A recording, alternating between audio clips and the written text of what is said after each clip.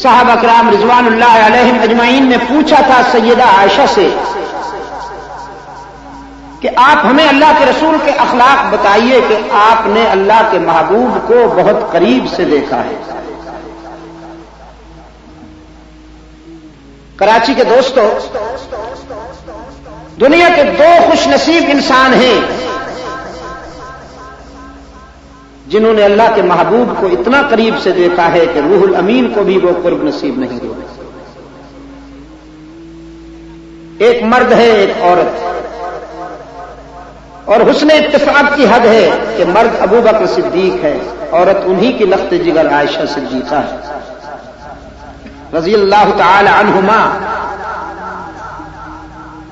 ابو بکر صدیق رضی اللہ تعالی عنہ نے اللہ کے رسول کی جلوتوں کا مشاہدہ کیا ہے، اور ان کی لخت جگر سیدہ عائشہ صدیقہ نے اللہ کے محبوب کی خلوتوں کا مشاہدہ کیا ہے۔ حضور گھر سے باہر کیسے رہتے تھے یہ ابو بکر صدیق بتائے، اور رحمت عالم گھر کی چار دیواری میں کیوں کر بسر کرتے تھے اپنی حیات طیبہ، یہ صدیقہ کائنات بتائے گی۔ اس لیے صحابہ کرام رضوان اللہ علیہ مجمعین نے پوچھا کہ آپ ہمیں اللہ کے رسول کے اخلاق بتائیے، تو سید عائشہ صدیقہ رضی اللہ تعالی عنہا کا بے ساختہ جواب تھا کان خلقہ القرآن۔ مجھ سے پوچھنے کی کیا ضرورت ہے، قرآن کا مطالعہ کیا کیجئے، قرآن کے ہر ورقے پہ رسول اللہ کا حسن بکھرا ہوا ہے۔ پیغمبر کے جمال جہاں آرا کو دیکھنے کے لیے قرآن سے بہتر کوئی آئینہ نہیں۔ عزیز دوستو، کسی کی شخصیت کو سمجھنے کے لیے یوں تو بہت سارے معیار اور کسوٹیاں ہو سکتی ہیں، لیکن چند ایک پیمانے بڑے بے ساختہ ہیں۔ مثلا اپنے شوہر کو جتنی بیوی سمجھتی ہے شاید کوئی دوسرا نہ سمجھتا ہو۔ پھر خادم خاص جو اندرون خانہ اپنے آقا کی خدمت میں رہتا ہے وہ بھی بہت قریب سے جانتا ہے۔ پھر اڑوس پڑوس میں رہنے والے دور رہنے والوں کا بنسبت زیادہ جانتے ہیں اپنے پڑوسی کو۔ میں ان تینوں پیمانوں پر رحمت عالم صلی اللہ علیہ وسلم کی صداقت کو گوش گزار کروں گا۔ سب سے پہلے رفیق حیات کے تاثرات،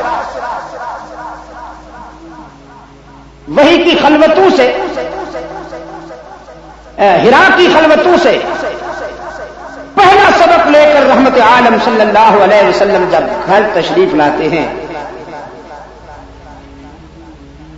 تو جلالت وحی سے آپ صلی اللہ علیہ وسلم لرزہ براندام تھے، جس میں اطہر پہ کپکپی تھی اور جبین اطہر پہ پسینے کی بوندیں تھیں جو ہمیشہ وحی کی کیفیت میں نمودار ہوا کرتی تھی۔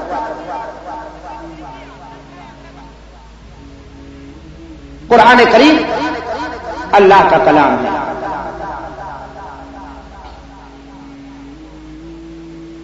چونکہ صاحب کلام جلیل القدر ہے، اس کے کلام میں بھی جلالت کا وہی عکس ہے۔ قرآن میں ارشاد ہوا، خود رب العالمین فرماتے ہیں، فرمایا لو انزلنا هذا القرآن على جبل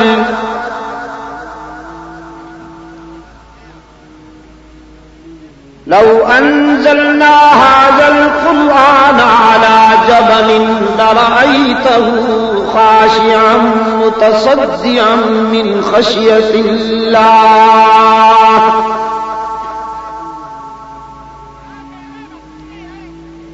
اگر ہم قرآن کریم کو کسی مضبوط پہاڑ پر نازل کریں تو وہ بھی کانپ کانپ کر ریزہ ریزہ ہو جائے۔ دھرتی کے سینے پر کوئی پہاڑ اتنا مضبوط اور مستحکم نہیں جو قرآن کی ہیبت کو برداشت کر سکے، لیکن قلب رسول میں اللہ نے یہ وسعت رکھی ہے کہ جہاں قرآن سما سکے۔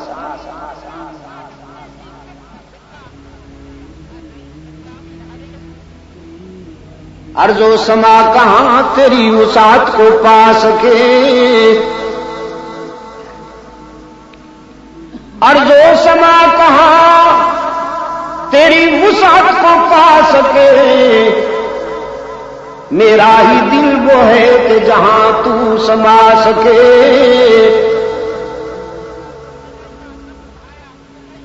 وحی کا پہلا سبق لے کر اللہ کا محبوب خانوادہ رحمت میں آئے، گھر میں تشریف لائے۔ ام المومنین سیدہ خدیجہ رضی اللہ تعالی عنہا سے فرمایا زملونی، خدیجہ مجھ پر چادر ڈال دو، انی خشیت علی نفسی،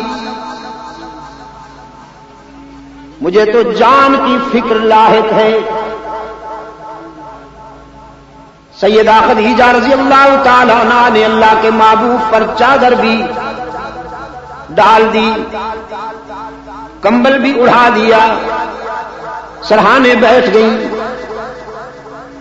اب تأثرات سنیے، فرماتی ہیں کلا واللہ لا یخزیک اللہ ابدا، انک لتصل الرحم وتحمل الکل وتکسب المعدوم وتقری الضیف وتعین علی نوائب الحق۔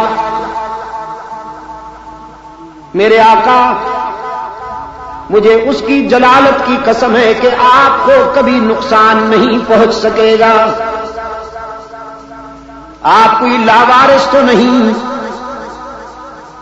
آپ کے اخلاق یہ ہیں کہ آپ صلہ رحمی کرنے والے ہیں، توڑنے والوں سے جوڑنے والے ہیں۔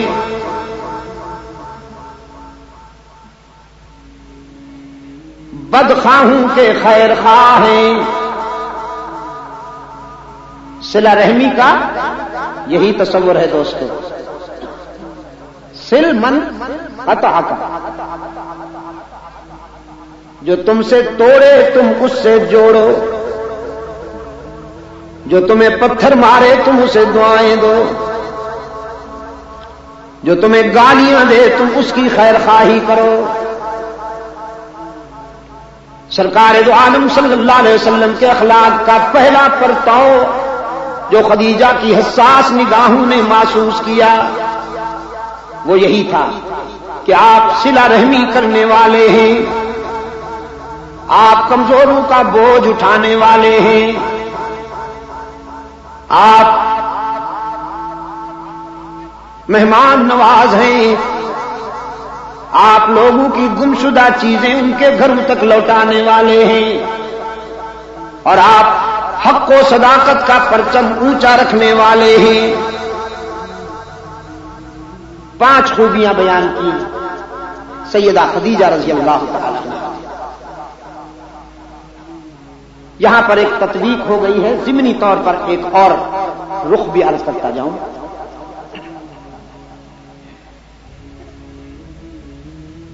مکہ والوں کی دل آزاریوں کے پیش نظر اپنے قائد کے مشورے پر حضرت صدیق اکبر رضی اللہ تعالیٰ عنہ جب حبشہ کے سفر کا ارادہ کرتے ہیں تو مکہ سے باہر جاتے ہوئے سامنے ایک بہت بڑا وڈیرا اور سردار آ جاتا ہے، ابن دغنہ مشرک تھا۔ ابن دغنہ نے پوچھا ابو بکر کہاں؟ صدیق اکبر رضی اللہ تعالی عنہ نے فرمایا چونکہ ہمارا یہاں رہنا تمہیں گوارا نہیں تو ہم حبشہ کی طرف جانا چاہتے ہیں۔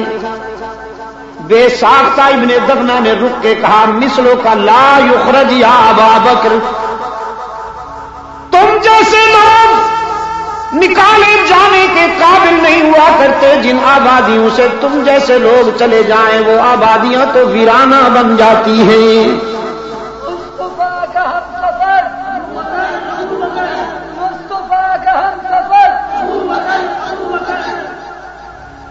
سردی میں بیچارے مقبوض بیٹھے ہیں، لیکن انشاءاللہ میں اتاروں گا ان کی سردی ابھی۔